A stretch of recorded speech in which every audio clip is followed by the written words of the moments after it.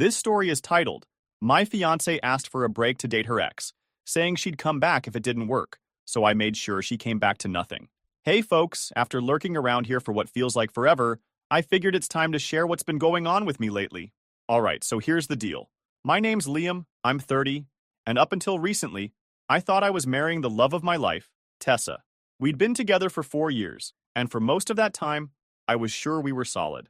But now I'm sitting here wondering how I didn't see this coming sooner. Tessa and I met through a mutual friend at a birthday party. She was funny, confident, and had this no-nonsense attitude that I really liked. I'd dated before, but no one clicked with me the way she did. We hit it off fast and moved in together after a year. Things felt natural, like we were on the same page about everything. Careers, marriage, starting a family someday. She was freelancing as a graphic designer, and I worked in marketing, so our schedules kind of synced up. Life wasn't flashy, but it was good. We'd been talking about getting married for a while, but it wasn't until last year that I popped the question. It wasn't anything fancy, just a quiet dinner at home, just the two of us. Tessa seemed thrilled. She cried, hugged me, and said yes. That night, we started planning the future. A fall wedding, a small guest list, and this cozy little venue by the lake. It felt like everything was falling into place. Or so I thought. The first red flags weren't huge, obvious things. They were small, sneaky little cracks that I shrugged off because I didn't want to overthink. For example, Tessa's excitement about the wedding planning started fading after a few months. At first, she was all in, sending me Pinterest boards, scrolling through wedding dresses, and asking me about the little details, like if I preferred tulips or roses for the centerpieces. But then it just stopped. I'd ask her stuff like, "Hey, have you decided on your bridesmaids yet?" And she'd brush it off. "Not yet. I'm still thinking about it," she'd say, over and over again. The same with her dress, the cake, even the music. Every decision we'd been so excited about just became this thing she wanted to delay. "There's still time," she'd tell me. It was like the wedding was an afterthought. At the time, I told myself it was just stress. Wedding planning can be overwhelming, right? Plus, Tessa had a lot going on with her work. I figured she'd snap out of it eventually. What I didn't realize was that her lack of enthusiasm wasn't about the wedding. It was about us. The real slap in the face came one night when we were hanging out with some friends. Someone brought that stupid TikTok game. We listen, but we don't judge. You've probably seen it. It's that game where you answer personal questions, and everyone's supposed to keep a straight face and not judge, although everyone judges. Anyway, everything was going fine until someone asked, "If you could relive one relationship, which one would it be?" Without even thinking, Tessa said, "Oh, probably Dylan." Just like that. Dylan, her college ex, the one who cheated on her. The second she said it, the room got awkwardly quiet. She laughed nervously and tried to backtrack, saying, "I mean, not like I'd actually want to. It's just, a big part of my past." I wanted to call her out right there, but we were with friends, so I let it slide. Later, when we were alone, I asked her about it. "What was that about Dylan? Why would you say you'd relive that relationship?" She just shrugged it off like it was no big deal. "It was a stupid game, Liam. Don't take it so seriously." She smiled and changed the subject. I didn't push it because, honestly, I didn't want to start a fight over something that might have been nothing. But deep down, it stuck with me.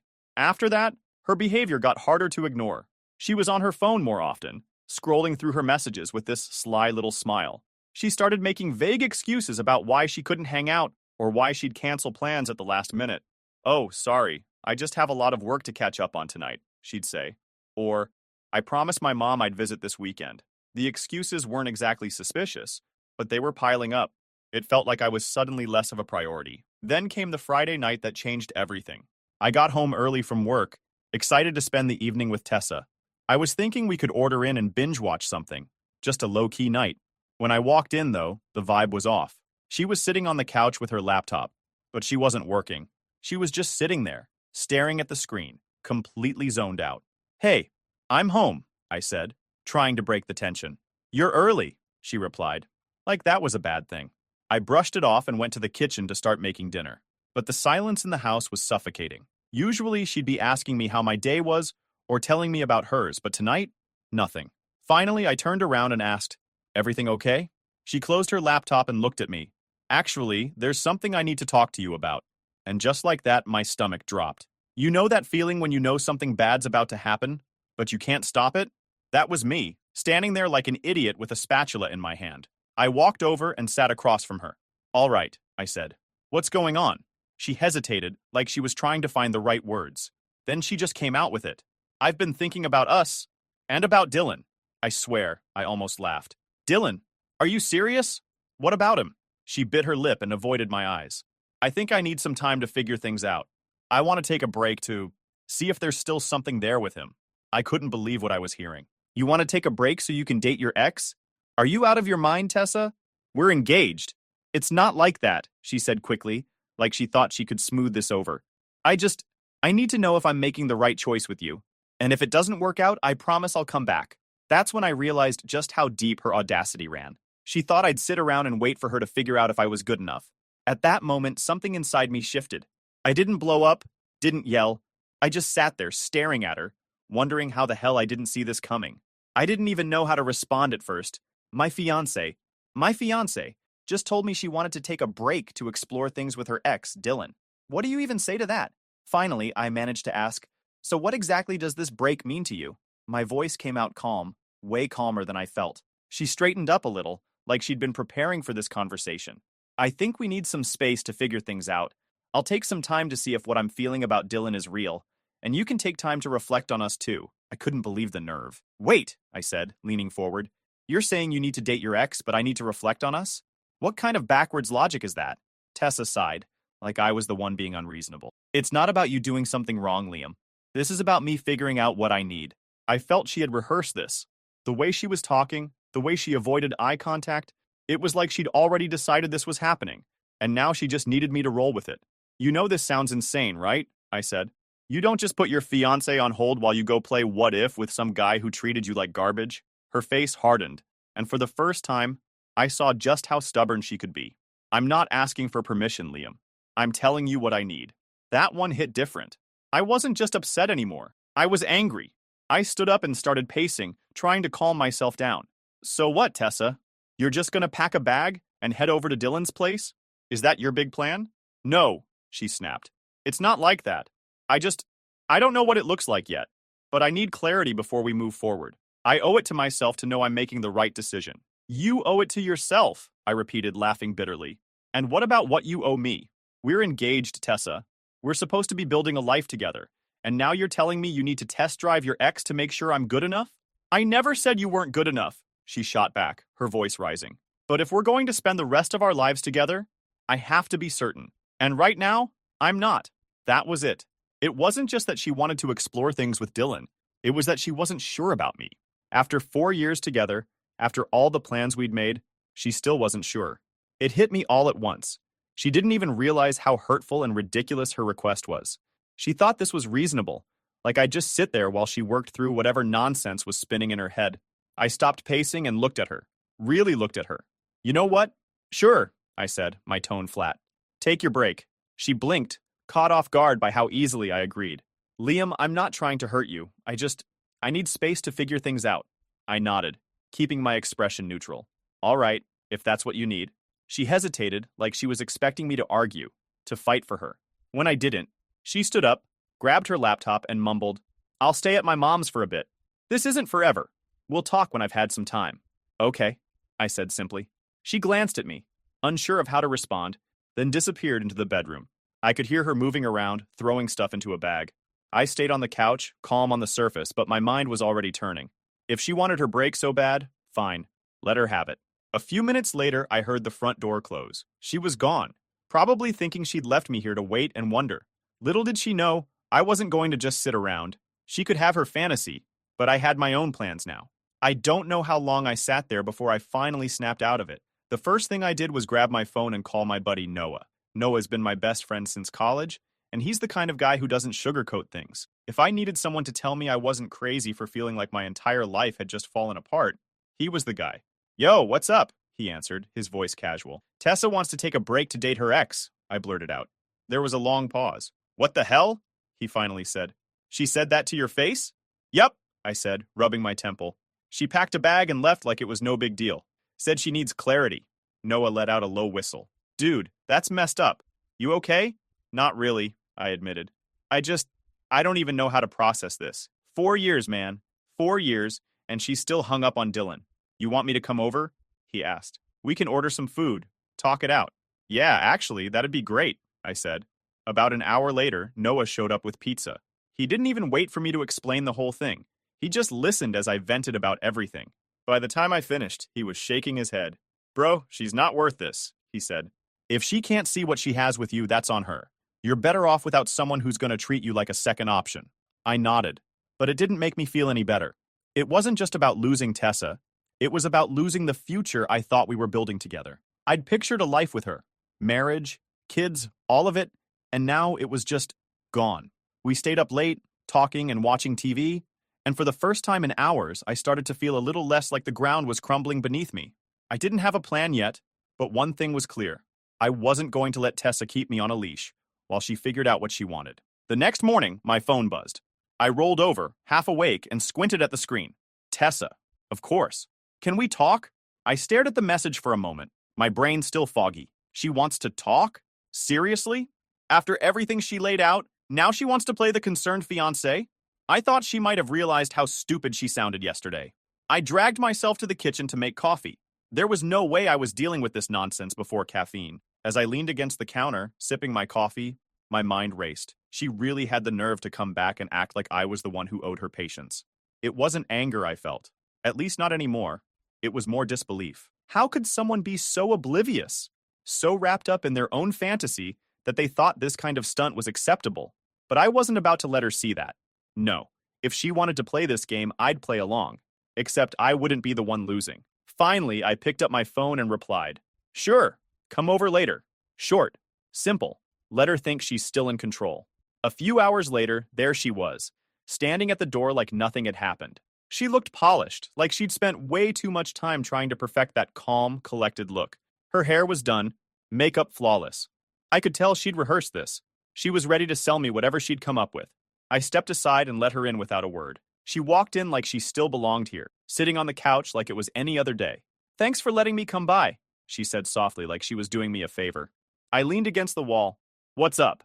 She took a deep breath, her hands clasped together like this was some big performance. "I've been thinking a lot," she began. "Here we go. And I think I've come up with a way for us to move forward," she continued, her tone too measured, too rehearsed. I nodded, keeping my face neutral. "All right, let's hear it." "Well," she said, clearly building up to something she thought was genius, "I think the best thing for us right now is to put the wedding plans on hold, just temporarily, while I take the time I need to get clarity on everything. That way, we don't lose the progress we've made, and we can pick things back up once I'm sure about us." I stared at her, waiting for the twist. She wasn't joking. She actually thought this was reasonable. "That's your big plan?" I asked, raising an eyebrow. "Yes," she said, nodding like she'd just solved a world crisis. "It's practical, Liam. We've put so much time, effort, and money into this relationship. I don't want to throw it all away over something that might not even matter in the long run. Something that might not even matter." That phrase kept bouncing around in my head. She was talking about us, our relationship, like it was some investment portfolio she didn't want to write off. I felt a laugh bubble up, but I held it back. "Not yet. Let her keep going." "You're okay with this, right?" she asked, tilting her head slightly, like she was genuinely confused why I hadn't reacted yet. "Sure," I said, shrugging. Her eyes flicked to mine, like she didn't quite believe I'd agreed so easily. "Wait, you're okay with it?" "Yeah," I said, keeping my tone even. "If that's what you need, go for it." She blinked, clearly thrown off. She'd probably expected me to argue, to fight, maybe even beg her to stay. Instead, I gave her nothing. "I just don't want you to think this means I don't care," she added quickly, trying to fill the silence. "I just need some space to figure out what I really want. It's not forever." "Got it," I said, nodding. For a moment, she just stared at me, trying to read my face. But I wasn't giving her anything. Let her stew in her own awkwardness. She stood up, smoothing her hands over her jeans. "I'll stay at my mom's for a bit," she said. "It's not forever. We'll talk once I've had some time." "All right," I said, keeping my voice neutral. She hesitated, like she wanted to say something more. But then she just grabbed her bag and headed for the door. "Thanks for understanding," she said, pausing before stepping out. I just nodded again, keeping my face blank. After she left, I stood there for a moment, wondering how I couldn't see her as a wife anymore. She was gone, figuring out her ex, and she actually thought I was sitting here, waiting for her to figure out if I was good enough to fit into her perfect little fantasy life. But she didn't get it. This wasn't her decision anymore. I walked over to the window and watched her car pull out of the driveway. She was probably feeling relieved, thinking she'd bought herself some time to figure things out with Dylan. Let her think that. The truth was, I'd already made my decision. I wasn't going to argue. Wasn't going to fight for someone who thought it was okay to keep me on the back burner while she explored her doubts. She could have her break. She could have Dylan. I was done playing along. The funny thing is, I didn't even feel angry anymore. I felt free. It was like a switch had flipped in my head. All this time, I'd been worried about what she wanted, what she needed, how I could fix things. But now it was about me. I sat down on the couch. I could already hear her voice in my head, weeks or maybe months from now, trying to spin her way back in. I made a mistake, Liam. I needed clarity, but now I see what I really want. Too late. Life doesn't work like that. I had no intention of sitting here, pining for her to come back. This wasn't about playing games or getting even. It was about moving forward. She'd made her choice, and so had I. I spent the next week setting things in motion. This wasn't about revenge. It was about clearing out every trace of her and taking back control. I started with the wedding plans. I grabbed my laptop and canceled everything. The venue, the photographer, the caterer. It all had to go. Some deposits were non-refundable, but who cares? It wasn't about the money. It was about closing this chapter for good. As I clicked through the emails, I couldn't help but smirk. She probably thought I was sitting at home, heartbroken, crying, waiting for her to know I'm better than her ex and come crawling back. She had no clue I was wiping her out of my life one email at a time. Then, the house. Funny thing, Tessa always acted like it was our home. She picked the paint colors, nagged me about throw pillows, and even insisted on those god-awful curtains in the living room. But here's what she never seemed to grasp. The house was mine. My name on the deed, my money in the mortgage. I called my buddy Noah, who hooked me up with a real estate agent. Within days, I had the paperwork ready to list it. My plan was simple. Sell the house, move on, and leave Tessa with absolutely nothing to come back to. She wanted space to figure out her life. She could do that from scratch. One part was almost too satisfying. Tessa had left all her stuff behind when she walked out. Clothes, books, and those ridiculous live, laugh, love signs she insisted on putting everywhere. I boxed it all up and drove it to her mom's place. No heads up, no texts. I just left it on the porch with a note. Here's your stuff. Good luck with Dylan. Was it petty? Maybe. Did I care? Not one bit. Then I sat there and waited. As expected, a week later, my phone buzzed. It was her. Can we talk? I think we need to clear the air. I laughed out loud. She must have realized her little fantasy with Dylan wasn't all it was cracked up to be. I couldn't resist seeing how this would play out. Sure, I replied. Come by tomorrow. The next day, she showed up, and the look on her face was priceless. She stepped inside and froze, her eyes darting around the bare walls, the empty shelves, the moving boxes stacked in the corner. What's going on here? She asked, her voice trembling. I'm selling the house, I said casually as if I'm talking to a neighbor, leaning against the counter. Her jaw dropped. You're what? Selling our house? It's not our house, Tessa, I said, letting that sink in. It's mine, and I don't need this much space anymore. She stared at me like I'd slapped her. Why didn't you tell me? Why would I? You left, remember? I said, keeping my tone calm. Her face went pale. Wait, so you've been planning this? You're just moving on? I shrugged. What else was I supposed to do? Sit around and wait for you to come back? She shook her head, her voice rising. Liam, no. That's not what I meant when I said I needed time. I didn't think you'd... Didn't think I'd what? Take you seriously? I interrupted. You said you needed space to figure out if you wanted me or Dylan. So I gave it to you. She took a step closer, her voice trembling. But I didn't mean it like this. I thought you understood. I wasn't ending things. I just needed clarity. I laughed, shaking my head. Clarity? Tessa, you didn't want clarity. You wanted a safety net. You thought you could run off, test the waters with Dylan, and then waltz back here like nothing happened. Sorry, but that's not how it works. Her composure completely cracked. Liam, please, I made a mistake. Dylan, he's not what I thought. He hasn't changed. I was stupid. I see that now. Please, don't do this. Don't throw us away. I crossed my arms, meeting her tear-filled eyes with a steady gaze. You're right about one thing, Tessa. You were stupid, but not just for running back to Dylan. You were stupid for thinking I'd let you treat me like a backup plan. She grabbed my arm, her voice desperate. I wasn't. I swear. I panicked. I was scared. But I know now that it's you. It's always been you. Please, we can fix this. We can still get married. I yanked my arm away, shaking my head. No, we can't. You made your choice, Tessa. You chose doubt. You chose Dylan. And now, I'm choosing me. Her face crumpled, and she started sobbing. Liam, please. I'll do anything to fix this. It's too late, I said firmly. You broke this. You don't get to come back and pretend it never happened. She stood there, shaking, tears streaming down her face. Finally, realizing there was nothing left to say, she turned and walked out the door. And with that, Tessa was out of my life, or so I thought. I sold the house, moved into my new apartment, and started putting everything about her behind me. I wasn't bitter. I just didn't have the energy to keep dragging her baggage along. I thought I'd handled it cleanly, that we'd moved on separately. But Tessa? She wasn't done, and when she made her move, it wasn't head on. The first sign something was off came in a phone call from my mom.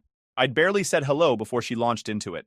Liam, why am I hearing from Aunt Sharon that the wedding is canceled? Is this true? I froze, the words catching me off guard.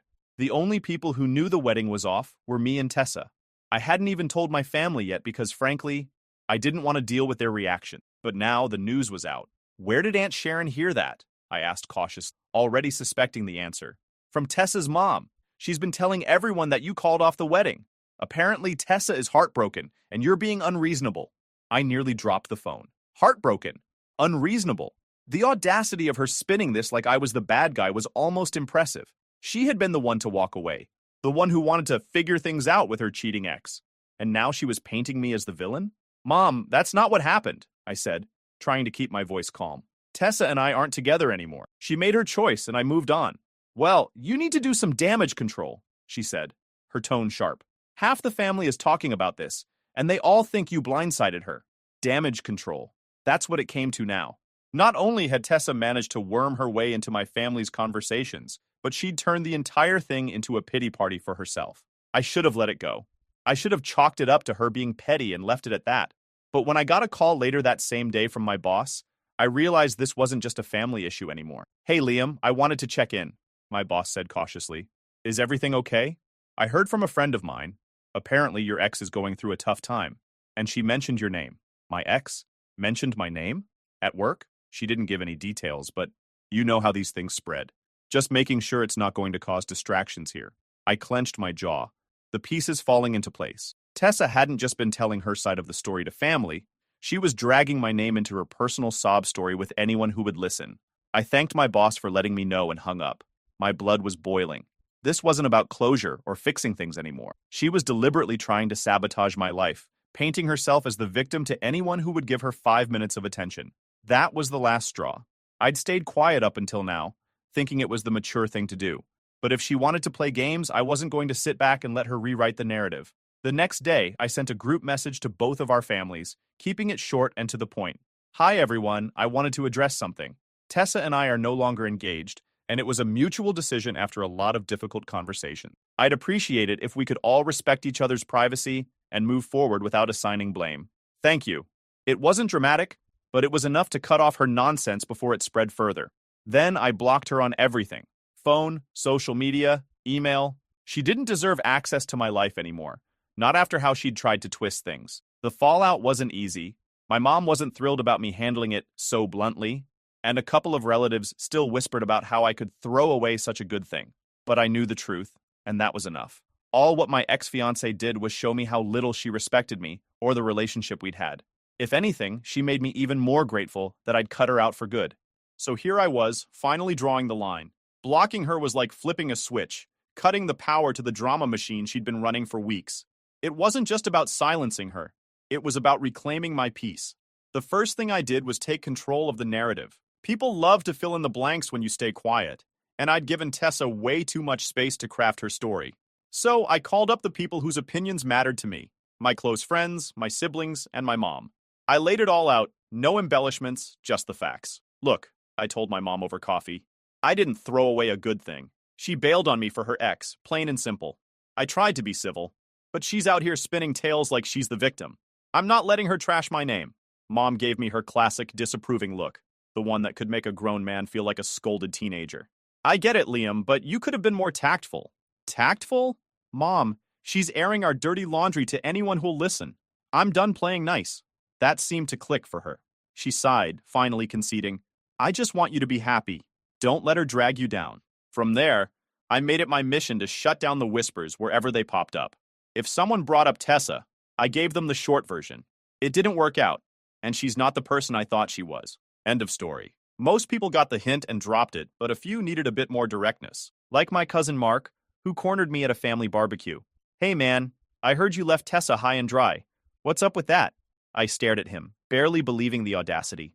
You heard wrong, Mark. She ditched me to figure things out with her ex. If you want the full story, ask her. I'm not playing the gossip game. He backed off pretty quick after that.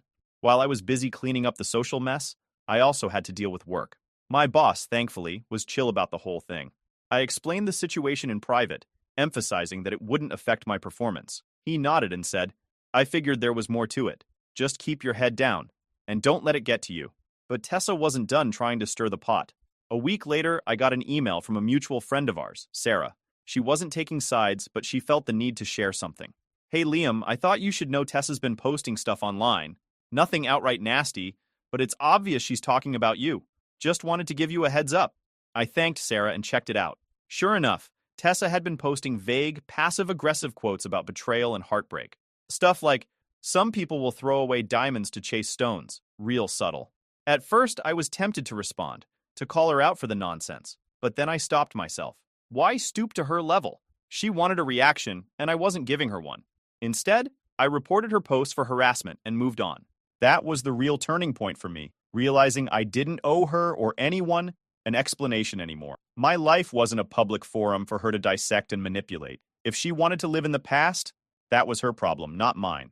One night, sitting with my buddy Jake, he said something that really stuck with me. Man, you dodged a bullet.